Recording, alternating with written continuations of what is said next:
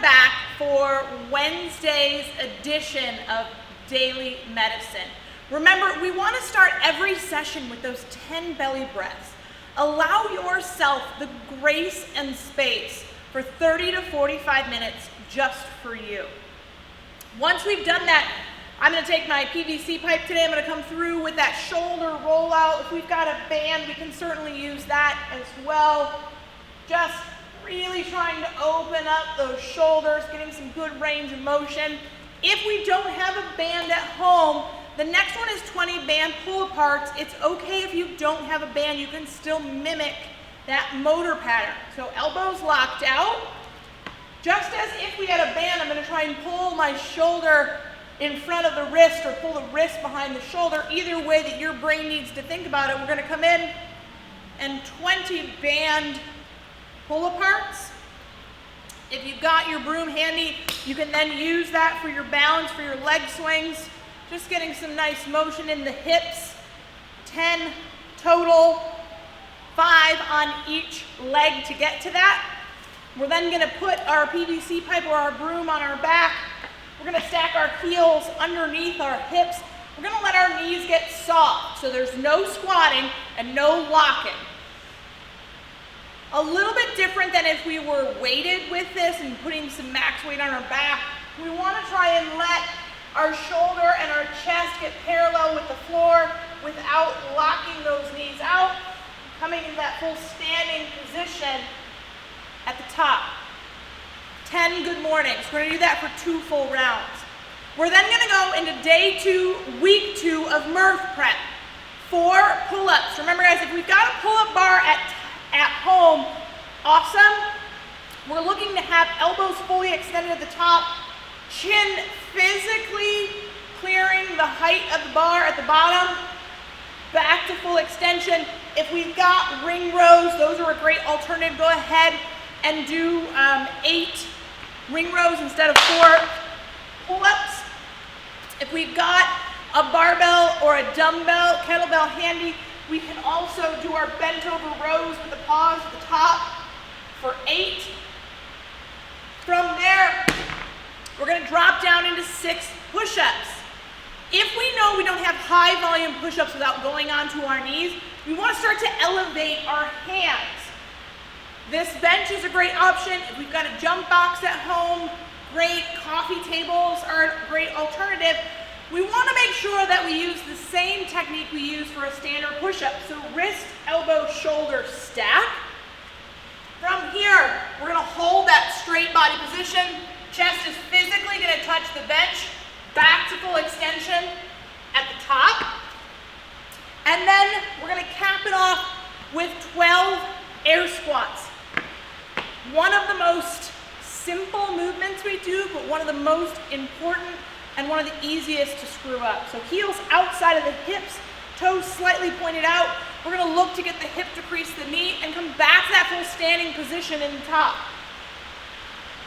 If we have issues with leaning forward, we can always find something, guys, that's just like 3/4 of an inch, maybe not even half an inch thick. Slide it on your heels. See if that helps you keep your chest a little more upright. So those are kind of little hacks that we've got in there. We're going to do 4 rounds of that today. It's written as 90 seconds, but if you need 60, go ahead, take that 60 seconds window and really kind of ramp up the pace. I know that I did this earlier, and it took me about 34 seconds to get the work done, so a little less than 30 seconds of rest. Once we've done that, we're going to get into the good stuff. Today's workout and capacity are both a 5-round workout, kicking off the 200-meter run. So heading out, in our case, we'd head out the back door. You could head out your garage door, your back door, whatever that is. You've got 200-meter run. Once we return, we're going to do 20 GHD sit-ups. The majority of you guys don't have the option of doing a GHD sit-up at home, so a weighted ab mat sit-up would be fine. It's also in the capacity, so let's talk about it.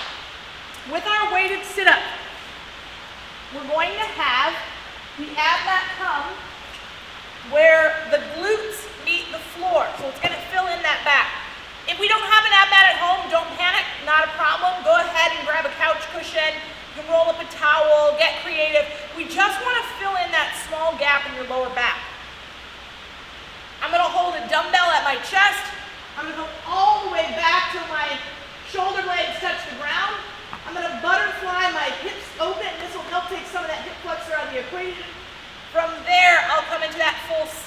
position. 20.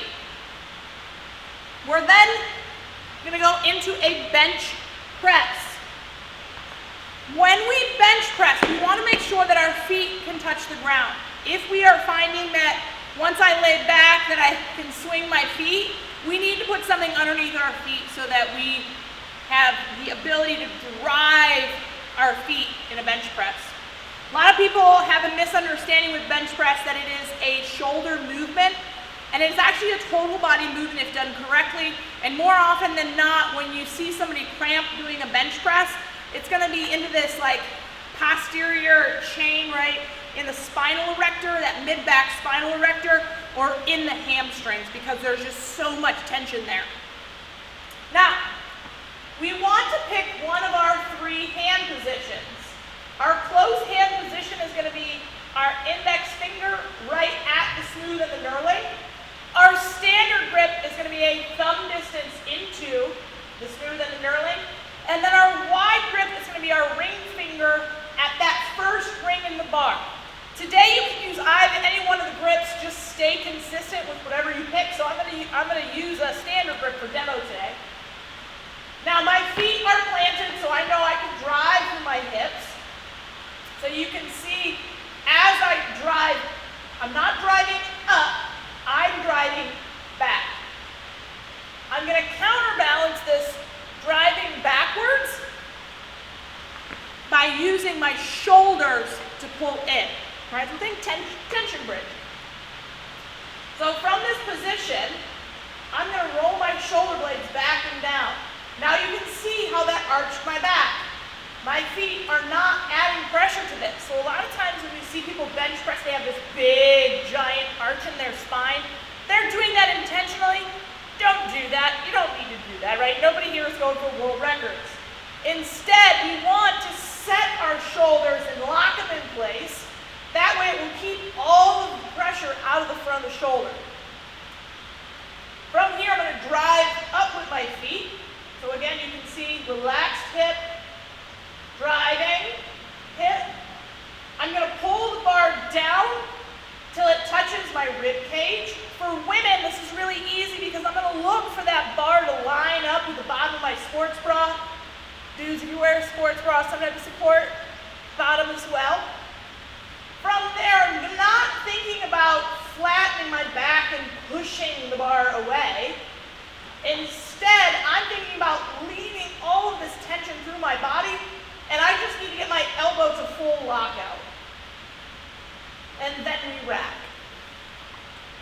If you're worried about the weight for this, right, if you're at home and you're doing this alone and you're worried about getting out of it, lighten the load. Just know you're going to go a little faster. Above all else, guys, we want to stay safe out there. Woo! All right, sorry, bench press is one of my favorite. If we're doing the other equipped, we have some options. If you have a bench at home, feel free to bench press with your dumbbells or your kettlebells. In this case, I'm assuming that you don't have a bench, so we're going to use a floor press to come in, dumbbell in each hand. Just like we did with the bench press, I'm going to roll their shoulder blades back and down. Feet are going to be flat on the floor. I like to do my floor press as if I had a bar, so I come out, elbows wide and in. You'll see some people will leave them tight to the body and push that way, much more tricep intensive.